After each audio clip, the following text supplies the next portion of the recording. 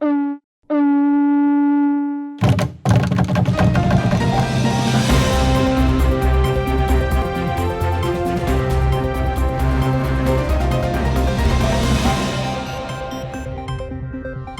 up in today's bulletin, Rennell and Bellona Province can now access the Provincial Capacity Development Fund, PCDF, for the first time in years. The Solomon Islands government, alongside the World Bank and Australia, has launched the second phase of the CORS project with a joint funding of $310 million. And application for the Ministry of Agriculture and Livestock, Cocoa and Coconut Revolving Fund is being screened by the ministry. Hello, you're watching SIBC's TV News Bulletin. I'm Sharon Nanau.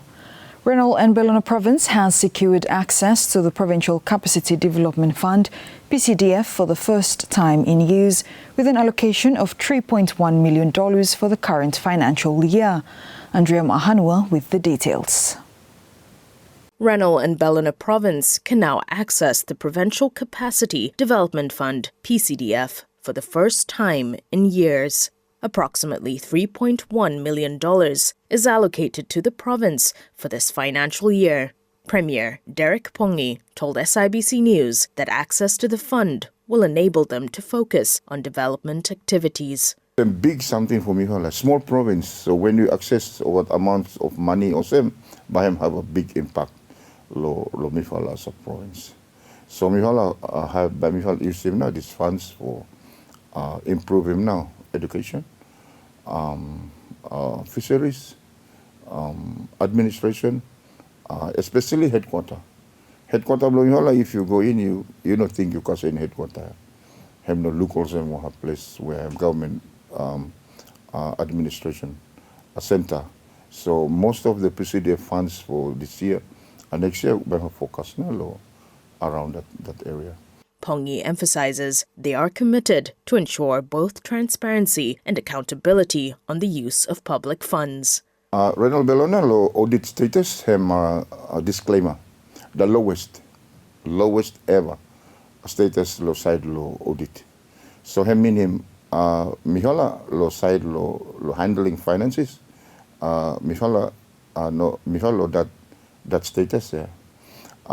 New government lo Mihala like for improve on that. So that is why Mihala try best lo Mihala for doing things as strengthening admin.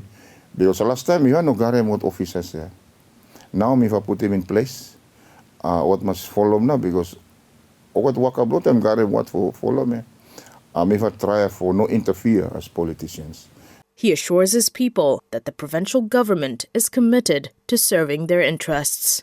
Mihala will try to do things in a way that by him help him people will follow Bellona. Just to make life easy a little bit.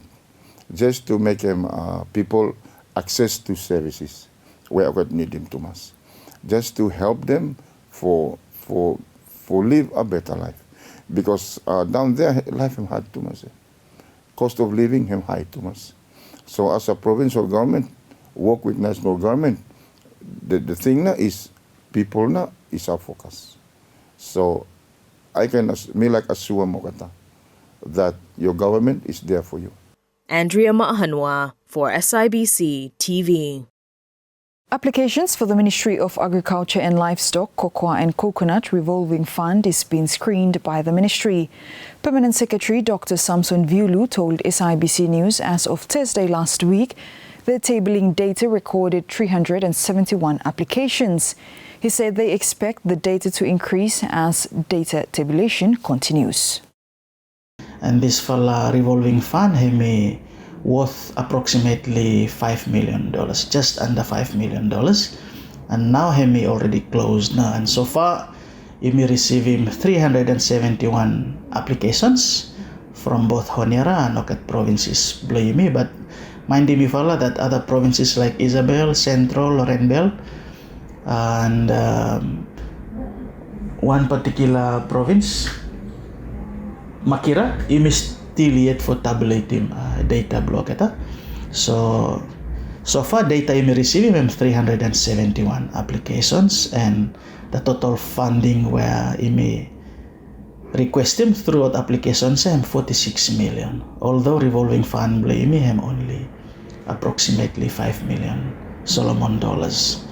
So the main intention of this fala revolving fund niya hemi like for immediately increase him na export volume blood to fala commodities blame where hemi cocoa and copra. That's the main intention. So the main focus blood this fala revolving fund hemi for focus specifically look at the buyers, local buyers blame and traders blame by base both Honiara and provinces, and also at the transport service providers blame, particularly at the shipping companies blame, because we sabe that although by production hemi high low province and purchasing him high low provinces, hemi only guarantee to follow international seaport no ma where hemi Honiara and Noro, and so you need for shipping okay the copra and cocoa products blame come lot to follow international seaport blame in order for exporting. So that's why we focus now look at buyers and traders no more under for this for a revolving fund, yeah? And look at the service providers blame, particularly shipping companies blame for immediately increasing now export volume blow cocoa and copra. He said under the revolving cocoa and coconut fund, successful applicants will be repaying the ministry with a 1% interest with the principal amount awarded. Now, the applications me fala receive him so far, I have no restricted look at the buyers, traders, and service providers no ma. Okay, if allowed farmers blame me too, stack applications blame fala come, and me like for inform him, you may every farmers blame me that since this fala scheme ya hem revolving fund, hem no free ya, whoever recipient by him receiving funding under the revolving fund ya by him have to repay na this fala revolving fund with a 1% interest low principal amount where by recipient him receiving from ministry. So ministry have make him decision that revolving fund by focus lo buyers, traders and service providers no more. Okay, good farmers blame me out lo provinces. You may like for informing you fala that under lo revolving fund ya by you fala no receiving any funding ya, because if you understand him that in order if you taken funding as a loan for replanting plantation below you or doing nursery, by him very difficult for farmers blame me repay now. Okay, the loan ya. Dr. Viulu acknowledges in rolling out the fund there was minimal awareness been carried out by the ministry.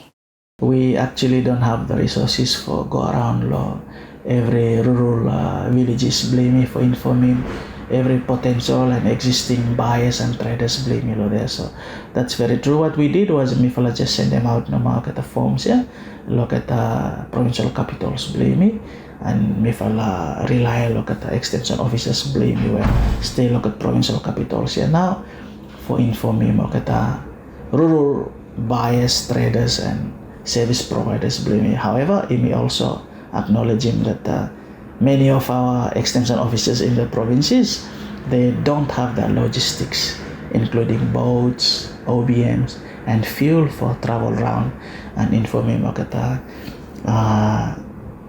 people blame the rural area.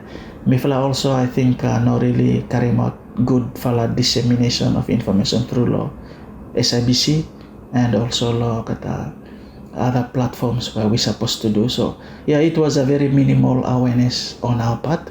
So me acknowledging that I think those are genuine concerns, but we are working on addressing those ones, and this is just a first of such revolving fund that ministry by me doing for the next few years. So SIBC News understands the deadline for the cocoa and coconut revolving fund closed at the end of last month.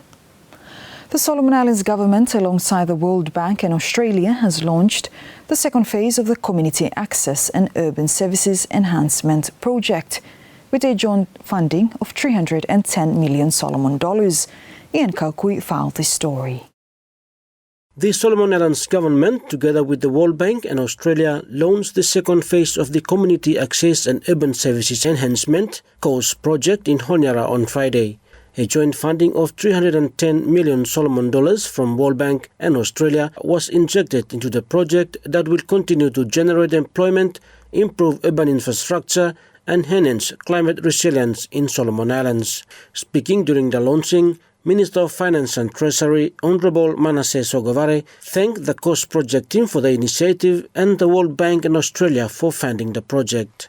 Today, as we officially launched the second phase of the community access and urban services and enhancement project course 2. And then on this note, I think I need to again join the Ag Commission to acknowledge Chris and your course team. I don't know where would we be without this or the work that they do for doing. And I just want to thank you very much and acknowledge the wonderful work that you guys are doing. A transformative initiative that signifies our commitment to improve the lives of, as we heard, our people. And that's all development must target in people. Yeah, man. So, to improve the life of people, then we will think again about the projects that you may undertake. And Course 2 is a cornerstone of Solomon Island government's mission to align development efforts with the national development strategy, and its focus is both timely and very, very critical. And I would like to extend my heartfelt gratitude to the World Bank, which has contributed US $20.2 million, and the Australian government, which has provided additional 17.35 million, that is US dollars, all for a total of $37.35 million, and that is equivalent to 310 million Solomon dollars, and I think that deserves it. Thank you very much. And it is to ensure the success of COST. Their financial and technical assistance reflects their strong commitment to supporting the Solomon Islands economic and social development. Meanwhile, COST project manager Chris Affabel says he looks forward to working closely with the development partners to ensure the project is implemented accordingly. As we embark on this next phase, I look forward to working alongside our implementing agencies, community partners, and stakeholders to ensure that COST 2 delivers meaningful and lasting impact. The initial activities planned for 2025 lay the foundation for a transformative and community-driven approach that will not only improve infrastructure and service delivery, but also create sustainable employment and economic opportunities. The project is implemented by the Solomon Islands government. Yan Kaukui, SIBC TV. Now, the Ministry of Culture and Tourism, in partnership with UNESCO, is carrying out a 6-day workshop on copy and intellectual property rights for music artists in the country. Alex Dadamu reports. The Ministry of Culture and Tourism, in partnership with UNESCO, is carrying out a 6-day workshop on copy and intellectual property rights for music artists in the country. Director of Culture, Dennis Marita, says the workshop is a program under UNESCO which aimed at advancing sustainable development goals. This workshop is part of a sort of like a United Nations oriented program. It is a joint program under UNESCO aimed at advancing sustainable development goals by improving livelihoods, social protection, human rights, and resilience of vulnerable communities through economic diversification and digital transformation. And in particular, this project and this workshop focuses on on music, in particular copyright aspect of music in Solomon Islands, and also there is an awareness on the UNESCO 2005 Convention on the protection and promotion of diversity of cultural expressions. Mr. Marita also announced that Solomon Islands will ratify the UNESCO 2005 Convention on the Protection and Promotion of the Diversity of Cultural Expressions this year. He said it is important that people understand the importance and benefits of being a party to the convention. I'm happy to inform the country that Solomon Islands is going to ratify the UNESCO 2005 Convention on Diversity of Cultural Expressions this year. It is important that our people come to understand what this convention stands for and why it is important to our country and what are the benefits of being a party to this convention. The workshop, which started on Monday this week, will conclude next week on Monday, February 10th. Alex Dadamu for SIBC TV. Intellectual property rights lawyer Peter Nubalavu has called for increased awareness of the Solomon Islands Copyright Act of 1987, urging local artists to better understand the legal protections available to them. Alex Dadamu with more on this story. More awareness needs to be done on the Solomon Islands Copyright Act 1987. Intellectual property rights lawyer Peter Nubalavu made the statement at a copy and intellectual property rights workshop held in Honiara. Nubalavu says artists needs to understand their rights that is protected under the law. What Solomons needs now is to create a lot of awareness on this particular law, which is the Copyright Act 1987, since then. So that most importantly, as he had mentioned, the beneficiaries of the copyright law, which is the artists themselves, they need to understand their rights that is protected within the law. I've read a number of articles in which the artists in Solomon Islands, even associations, are saying we don't have copyright law in place, any copyright protection. Solomon Islands has its copyright law in place, which empowers the artists and also empowers police officers. There are a number of offences in the Copyright Act when there is copyright infringements, and also empowers the court to order damages and injunctions whenever there is a copyright infringement. So it's been there. And if you look at the Copyright Act for Solomons, it's it's very similar to the Copyright Act in Australia. So what we need to do now is start creating a lot of talks on this, a lot of awareness, and take it to all the islands so that the musicians, the artists can now realize that there is a law in place which provides for their rights, protects their rights, and also allow them to benefit from their creativities. Meanwhile, Nubalavu highlighted the type of works that are protected under the Act. So it protects literary works. So when we're talking about literary works, we're talking about, in music, we're talking about the lyrics of the song. And then it also protects musical works.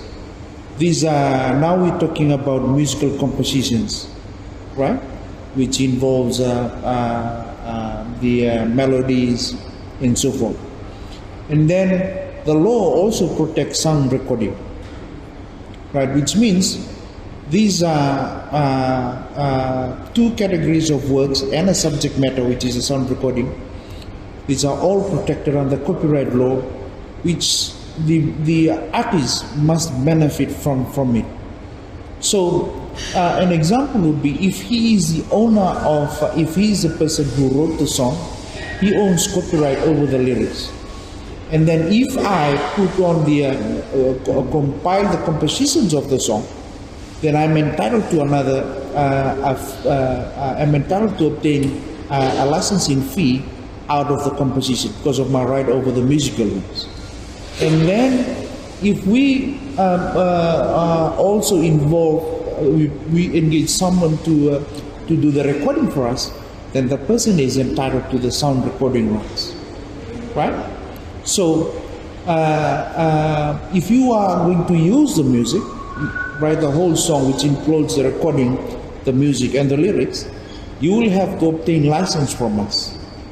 And if we have a CMO in place, you only need to obtain one license from the CMO who is going to represent us, right? And then when you pay for the royalty fees, we will distribute, we will have certain percentage out of it. That's how it works. Mr. Nubalavu is engaged by UNESCO as one of the main facilitator of a copy and intellectual property rights workshop held for local musicians in the country. Alex Dadamu for SIBC TV. The Ministry of Agriculture and Livestock this year is looking to roll out a $20 million project aimed at supporting cocoa and coconut farmers in rehabilitating their farms. Permanent Secretary Dr. Samson Viulu told SIBC News they are currently awaiting approval from the Ministry of Planning and Development Coordination. He said they expect the rollout of the program to begin in March. And so, Yumi Oketa farmers may like for inform me that Ministry hem garem new program lo this year where he worth $20 million.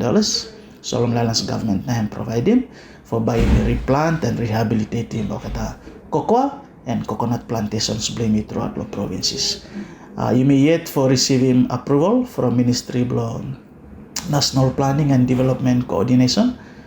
Once you may receive approval from Oketa, then you may should be able for commencing or starting now this for la cocoa and coconut development program for supporting if a lot farmers blame me. So if a lot farmers blame me, if I listen out, you may expecting for maybe in the new month of March, first quarter blow this year, you should able for starting now a new $20 million program.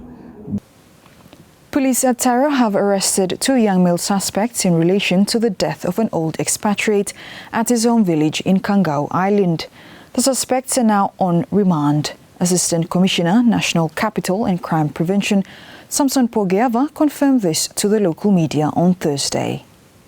Officers of the Royal Solomon Police Force, Lotaro and Wagner Lo Choizel, Police Post Lo Choizel, Lo Wagner Choizel, have arrested and remanded 2 young men in relation to dive law expat and Australian citizen Lo Kangao Island. Hemi alerts that 2 young men attacked this 80 or 80 plus year old expat at his home village early morning on the 21st of January 2025. The victim is seriously injured and badly wounded after attack here, and has been transported and referred to National Referral Hospital for further medical attention, and unfortunately, he passed on. Mr. Pogeava adds investigation into the matter is continuing.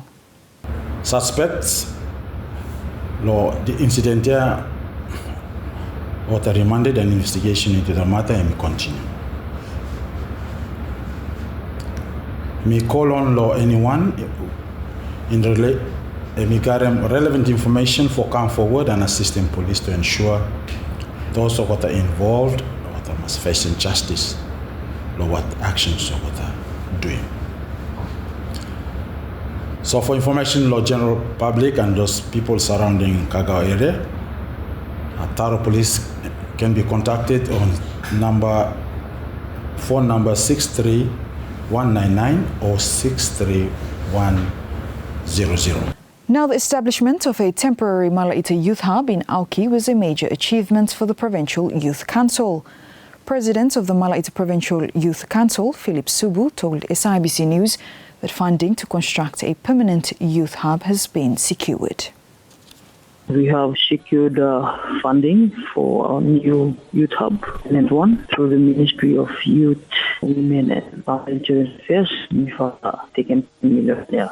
One of our new projects with the Somaliland National Youth Congress on youth and economic empowerment and climate action, and also our continuous partnership with Malaita Law. The Malaita provincial government is currently negotiating to secure land for the $3 million construction project. Despite the achievements made in 2024, Subu explains that connecting with youths living in isolated parts of the province remains a challenge. We are looking at still challenges there, especially for really coordinating, connect with young people, especially the young people of the regions who are isolated from our place. Geographically, we have Malaita Outer Islands, which is far from mainland Malaita, and also other isolated regions of similar eastern side and southern, and also on the northern side.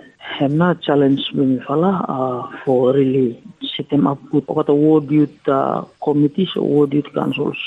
He encourages development partners to support the council in its endeavors. One for the main something we like highlighting through development partners NGOs, international, local. Me like for tell them know that Malaita Youth Council him open and willing for work with him everyone. It's so important for looking Malaita Youth Council as a key partner because we are part of the existing government youth framework of the country. So this is a mandated youth body. So important that every stakeholders must connect them so that we work together and work in silos here. And that's news. Follow us on SIBConline.com.sb and our SIBC News Facebook page for more of our latest stories. Thanks for watching.